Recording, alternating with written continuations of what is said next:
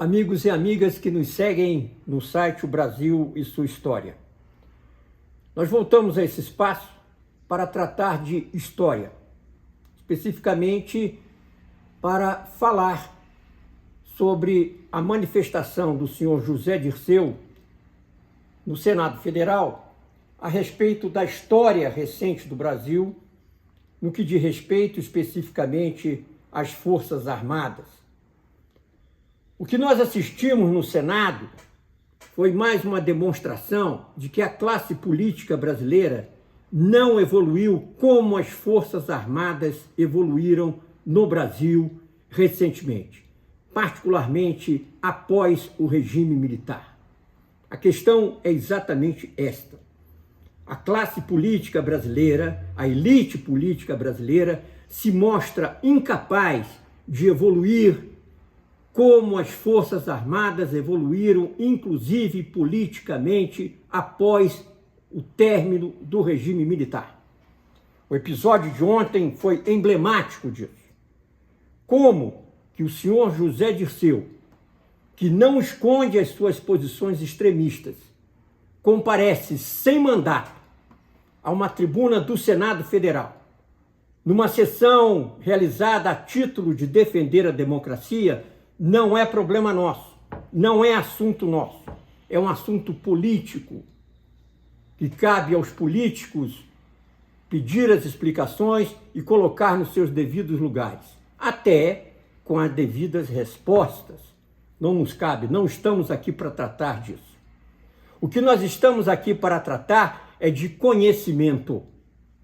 E aí, permitam-me que eu faça a minha apresentação, com mais alguns detalhes, quem eu sou. Meu nome é Sérgio Paulo Muniz Costa, sou historiador, membro eleito do Instituto Histórico e Geográfico Brasileiro e do Instituto Histórico e Geográfico de São Paulo, com uma produção literária acadêmica razoável.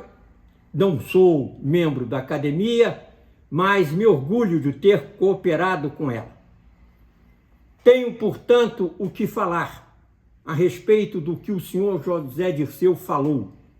E o faço também na condição de militar reformado, o faço na condição profissional de antigo chefe da seção de ensino de História Militar e Geografia da Academia Militar das Agulhas Negras, e como condutor do processo, como coordenador do processo de modernização do ensino na Academia Militar. Eu venho então trazer o meu depoimento, como eu disse, tenho que falar do ponto de vista do conhecimento e do ponto de vista profissional. E especificamente sobre 4 episódios da história do Brasil que o senhor José Dirceu se referiu, interpretou mentirosamente nessa sessão do Senado e que devem ser do conhecimento da população brasileira, da sociedade brasileira. Não estou aqui para dizer que a interpretação consensual da nossa história deva ser a minha, o que eu ofereci nas minhas obras e nos meus livros. O que eu estou colocando neste momento, e vou desdobrar agora numa análise sucinta dessas 4 colocações mentirosas feitas pelo senhor José Dirceu, é que a história do Brasil não pode continuar a ser contada e interpretada da maneira ideológica, sectária, unilateral e distorcida como vem sendo. A história não se repete. Nós vivemos insistindo nisso, mas ela deixa lições que precisam ser aprendidas, lições que não estão sendo aprendidas pela nossa sociedade e muito particularmente pela nossa classe política. Como só ia acontecer, o tema central dessas distorções é 1964. Um tema desconhecido ou distorcido pelos os 2 extremos do espectro ideológico. Os militares, depois do término do regime militar, não cessaram de argumentar em prol de uma política sem olhar para o retrovisor. Porque 1964 era um evento que pertencia à história. E esta república se constituiu com o melhor que a república anterior, a 5ª República, pôde fazer. Não está em questão aqui a democracia. Não está em questão aqui a defesa ou a apologia de tal ou qual ditadura. Não se trata disso. Se trata de analisar e entender a história do Brasil de uma maneira equilibrada, construtiva, responsável, ponderada, e não o desfiamento de estultices que foi feito da tribuna do Senado sem a menor fundamentação histórica. Primeiro episódio, suicídio de Getúlio, que o senhor José Disseu atribui a um golpe das Forças Armadas. O senhor Getúlio Vargas, nas próprias palavras dele ao seu confidente Oswaldo Aranha, confessou poucos dias antes da sua morte que estava cercado de um mar de lama. O mar de lama que ele inadvertidamente deixou criar em torno dele, com negociatas, corrupção, a começar pela fundação de um jornal para defender o governo com dinheiro público, que gerou inclusive uma CPI no Congresso Nacional, inclusive com mandato de prisão ao jornalista encarregado do jornal. Esse era o governo do senhor Getúlio Vargas, do qual o ministro do Trabalho, de dia para a noite, promoveu um aumento de 100% do salário mínimo, que gerou uma crise de proporções descomunais na República, levando ao afastamento de 2 ministros de Estado. Foi desse mar de lama que um preposto de alguém resolveu cometer um assassinato para agradar o chefe, sem saber que o agradar o chefe levaria à morte do seu chefe. O assassinato do major Rubem Vaz, porque estava acompanhando o opositor do governo, Carlos Lacerda, num comício na Tijuca. Esse foi o fato que levou à tragédia de agosto de 1954. Um assassinato político cometido por razões torpes e que deflagrou uma crise de proporções épicas. Não foram as Forças Armadas. Com esse vazio político, esse vazio moral na sociedade brasileira, abriram-se as eleições de 1955. Aquela república, a Quarta República, era incapaz de enfrentar as situações que se colocavam, os desafios que se colocavam ao país. Um deles é que a Constituição Federal, além de permitir a eleição do presidente e o vice-presidente da República em chapas separadas, imaginem hoje, se nós pudéssemos eleger Collor, presidente da República, e Lula de vice, na mesma eleição. Essa era a Constituição e as aberrações que constavam daquele texto que a classe política era incapaz de reformar. E tinha uma outra questão grave. Era incapaz de dizer se a maioria era simples ou absoluta. A eleição de 50 foi feita sobre esse estigma e, consequentemente, com as contestações. Que maioria foi essa que venceu as eleições? A discussão se repetiu em 55. Era uma questão política e jurídica, levada ao Tribunal Eleitoral, à Justiça Eleitoral e ao Supremo Tribunal. E a opinião pública não tinha nada a ver com Forças Armadas.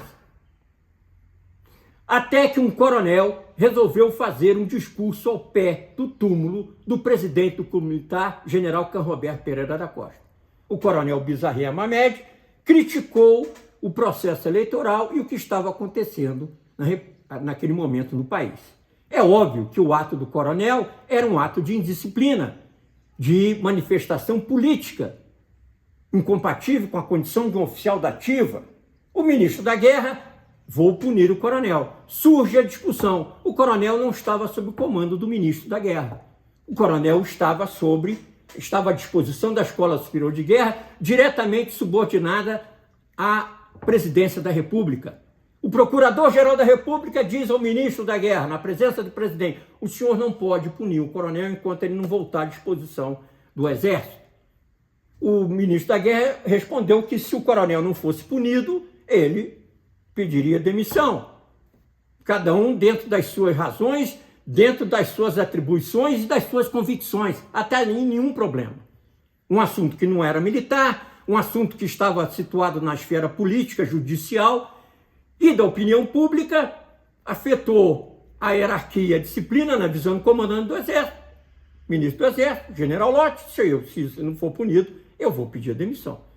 E quando o procurador confirmou o parecer, o ministro da Guerra, coerentemente com seus atos, com suas declarações anteriores, pediu demissão. Dessa noite, da tarde, do pedido de demissão ao dia seguinte, o ministro do Exército depôs o presidente da República, alegando uma violação constitucional ou da posse, porque se arguía naquele momento que o vencedor, Juscelino, não podia tomar posse. Assunto político, assunto eleitoral, assunto não afeta as Forças Armadas.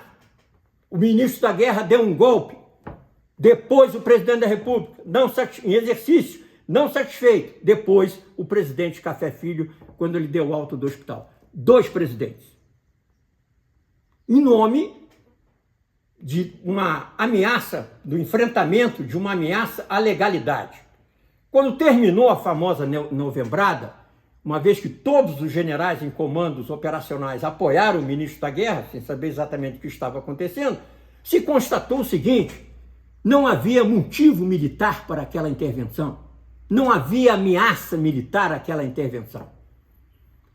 A chamada novembrada foi um episódio lamentável da nossa história, com os canhões do Forte Copacabana e da Barra do Rio de Janeiro disparando sobre um cruzador da Marinha do Brasil.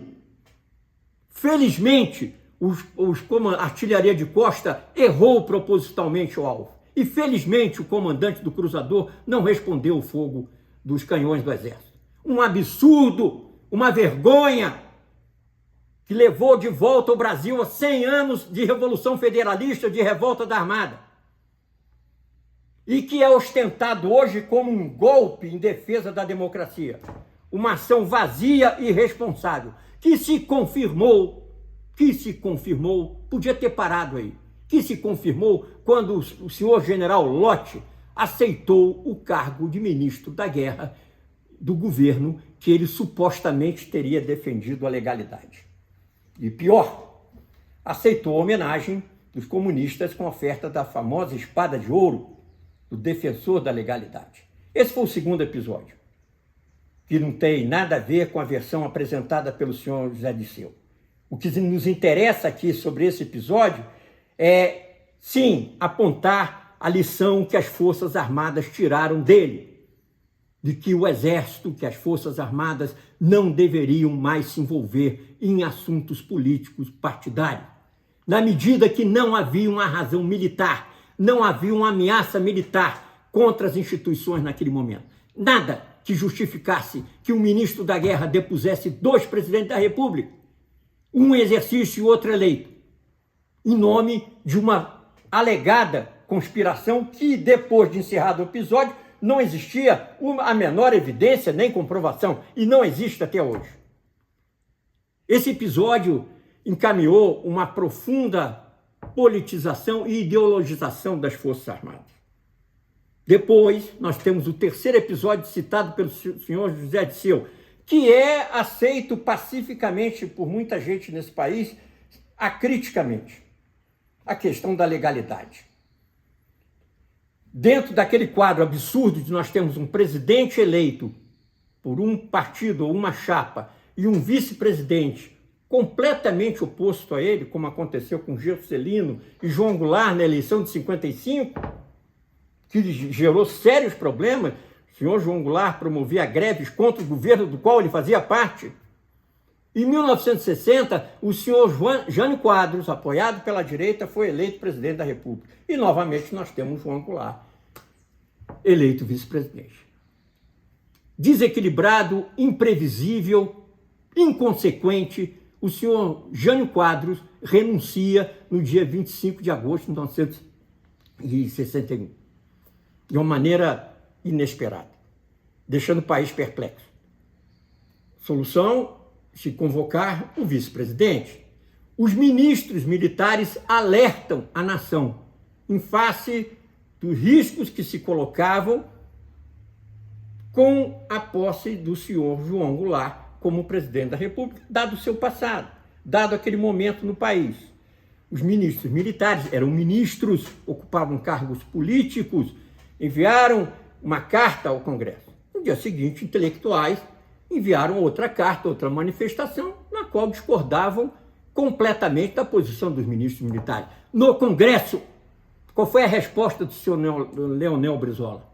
Fruto da subversão que ele via praticando há anos no Comando Militar do Sul, no então Terceiro Exército, sindicalizando os sargentos, ideologizando os sargentos, ele cooptou a tropa do Terceiro Exército e o comandante do Terceiro Exército para promover uma revolta contra a expectativa da não posse de João Goulart.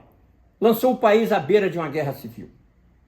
E, graças a Deus, a classe política teve sabedoria para negociar e encontrar uma solução intermediária, uma solução de compromisso, digamos. Compromisso que demorou pouco mais de um ano para o senhor João Goulart detonar, me permitam a palavra, fazendo um plebiscito com um aporte de recursos públicos e forte propaganda para derrubar aquela solução parlamentarista. Lançou o país na desordem completa. E nesse encaminhamento, aí sim, e isso é preciso que seja bem dito e bem entendido pela sociedade brasileira, surgiu a ameaça militar às instituições nacionais. Marinheiros, fuzileiros, sargentos se revoltaram seguidas vezes. O presidente do STF, em exercício, foi preso. Representantes parlamentares, representantes da Câmara, foram presos pelos sargentos revoltados em Brasília em 1963, sob a alegada proibição ou perseguição de sargentos se candidatarem a cargos eletivos. Essa teria sido o motivo. Uma revolta que teve mortos, feridos e provocou uma grande apreensão na capital da República. Em seguida, nós tivemos o levante dos marinheiros nos sindicatos metalúrgicos no Rio de Janeiro e a presença do senhor João Goulart numa assembleia de subtenentes sargentos, onde se proferiram seguidas ameaças e ataques às instituições nacionais. A culminância foi o comício de 13 de março. Hoje, quando se diz tanto da presença de tal ou qual militar em tal ou com função pública, façamos um esforço de compreensão do que significava um ministro da guerra subir a um palanque fardado para ouvir o presidente da República vociferar ameaças contra o Congresso Nacional sobre uma reforma que o Congresso já havia recusado. O que isso significava? Uma série de cartazes, de panfletos, exigindo reformas de base na lei ou na marra, enquanto os acólitos do presidente se vangloriavam de estarem no controle da situação política graças ao seu chamado esquema militar. Esse é o quadro que levou ao colapso da Quarta República, que começa em 1946 e vai durar até 1964. O que aconteceu depois é uma outra questão que merece uma análise mais equilibrada. De tal forma que cessa essa nossa intervenção aqui nesse ponto, esgotando os 4 temas, ou os 4 pontos que o senhor José Disseu abordou de uma maneira mentirosa e distorcida. 54, 55, 61 e 64. As Forças Armadas, do período pós-regime militar, educaram e prepararam os seus oficiais no sentido de alcançarem com a força, institucionalmente, maior proficiência profissional. É a famosa frase de Góes Monteiro: era tempo de acabar com a política no Exército para se ter a política do Exército. E a política do Exército, meus caros companheiros civis e militares, vale a pena lembrar que se chamou, hoje tem outros nomes, se chama SIPLEX, Sistema de Planejamento do Exército. O Exército tem uma política de preparo para cumprir a sua defesa nacional. Isso os chefes militares, nesses 30 anos, têm demonstrado. Responsabilidade, prudência, equilíbrio para lidar com as elites políticas, via de regra, pouco afeiçoadas aos assuntos de defesa, para mostrar a necessidade delas garantirem os recursos para que essa defesa seja realizada pelas Forças Armadas através das suas estratégias de preparo e de emprego.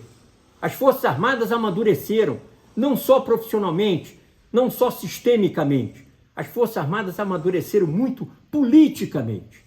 E, lamentavelmente, nós não assistimos uma evolução correspondente da parte do mundo político no Brasil, que hospeda, que aceita um evento desse no Senado Federal, no Congresso Nacional, conduzido por um radical que não tem credenciais democráticas, que não esconde as suas posições extremistas para atacar as Forças Armadas.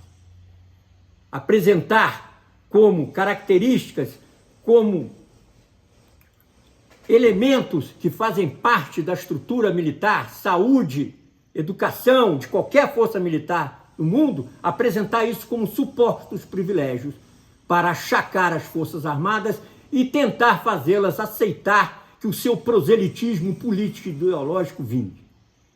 Era isso. Me desculpe alguma, não exaltação, mas algum entusiasmo, mas eu acho que o momento merece isso. E o nosso site está aqui também para isso, para defender a história do Brasil. Continuamos no bom combate pela história. Um grande abraço, até a próxima.